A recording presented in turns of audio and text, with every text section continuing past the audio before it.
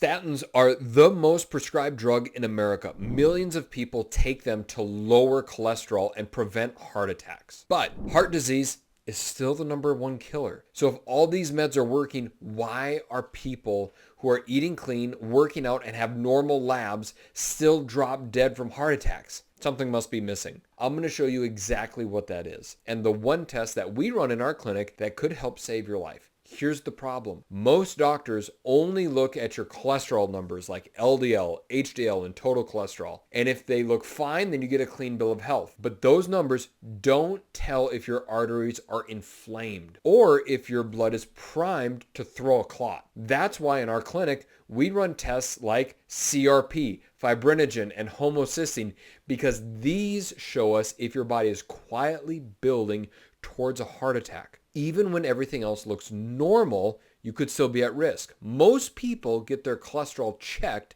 and that's like looking at the gas gauge on your car. It tells you how much fuel you have, but it doesn't tell you if your engine is about to explode. That's what inflammation markers do. Tests like CRP, homocysteine, and fibrinogen, they are like your check engine light. They tell you if something is wrong, even if the car still looks fine on the outside. And most doctors, they're not looking at the engine. They're just checking the gas gauge. And there was a recent scientific review published on PubMed. It's the major medical authority for medical research, but they did a study on Ancel Keys, the one that started this whole idea that fat and cholesterol caused heart disease. Here's what it found. Ancel Keys created the lipid heart hypothesis, meaning theory, saying that eating fat, especially saturated fat, raises cholesterol, which then clogs your arteries and leads to a heart attack. He even built an equation to predict the cholesterol levels based on what you ate. However, here's the problem. That equation combined natural saturated fats with industrial trans fats like margarine and processed oils. It also only considered one type of polyunsaturated fat called linoleic acid, and it completely ignored the effects of omega-3s or the damage that is caused by trans fats. And now,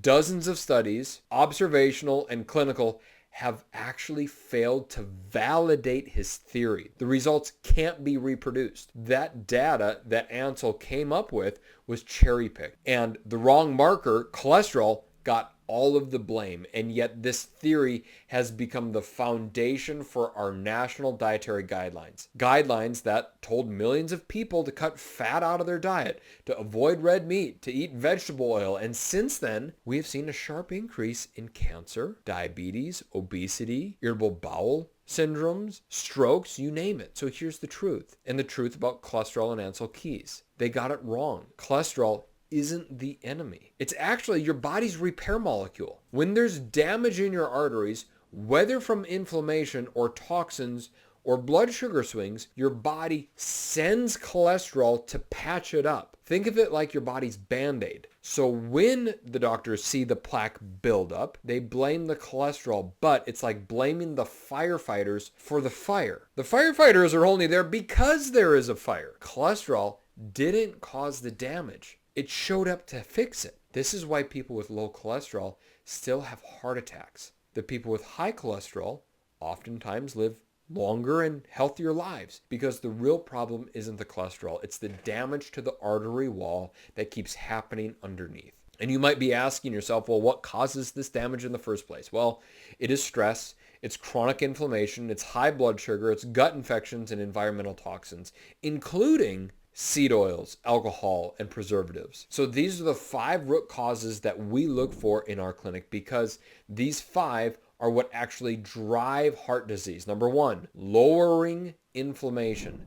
This is the big one. Inflammation is like a fire inside of your blood vessels, and your body will send cholesterol to try to patch up the damage. You lowering your inflammation by going upstream by fixing your gut, by cleaning up your liver, by removing things that your immune system sees as a threat. So if you're eating foods that your body reacts to, like gluten, dairy, or seed oils, your body's going to stay inflamed. Or maybe you've got a hidden H. pylori infection in your gut, or a yeast overgrowth, or parasites. These infections don't always cause gut symptoms, but they do quietly inflame the inside of your body 24/7. And inflamed arteries, that's where the clots start to form. Now, the second thing that we do to decrease inflammation to help prevent heart disease is balancing your blood sugar.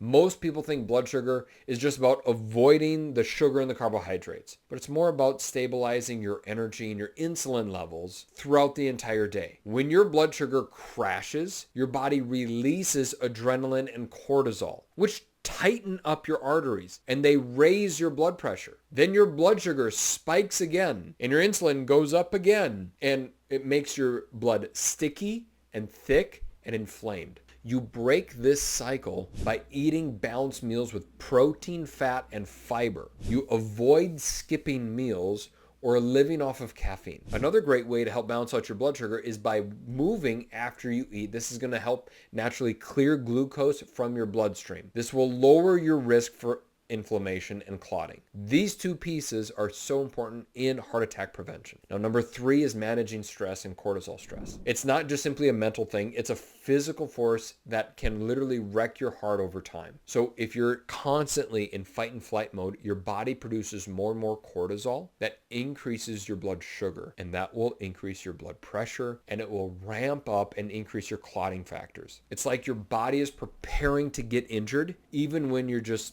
sitting at your desk answering the emails or sitting in traffic in your car. We see this in labs all the time. It looks in your labs like high fibrinogen, high cortisol, and elevated CRP. And if you don't calm the stress response, you end up with very fragile arteries that will crack, and your body's going to overreact by patching them up, which creates the clots. Now, number 4 is building your muscle by moving daily. Most people don't realize that muscle is a metabolic organ.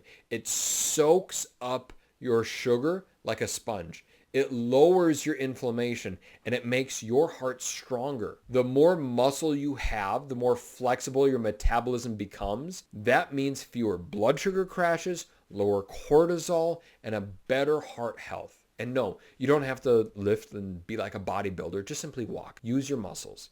Get in some basic exercise. Build your strength naturally and gradually. The key is consistency, not intensity. Now, number 5 is supporting your body with key nutrients.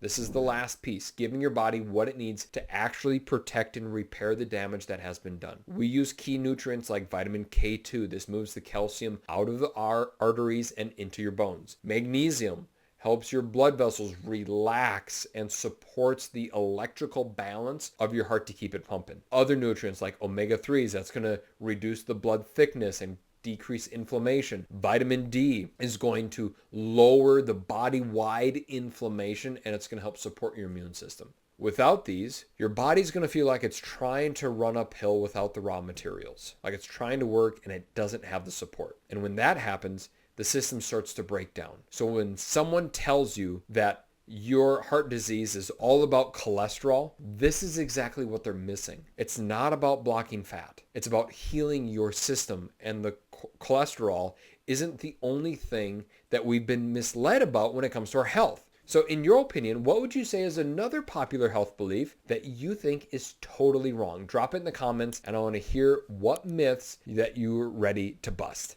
Chat with you soon. My name is Dr. Forrest Sauer.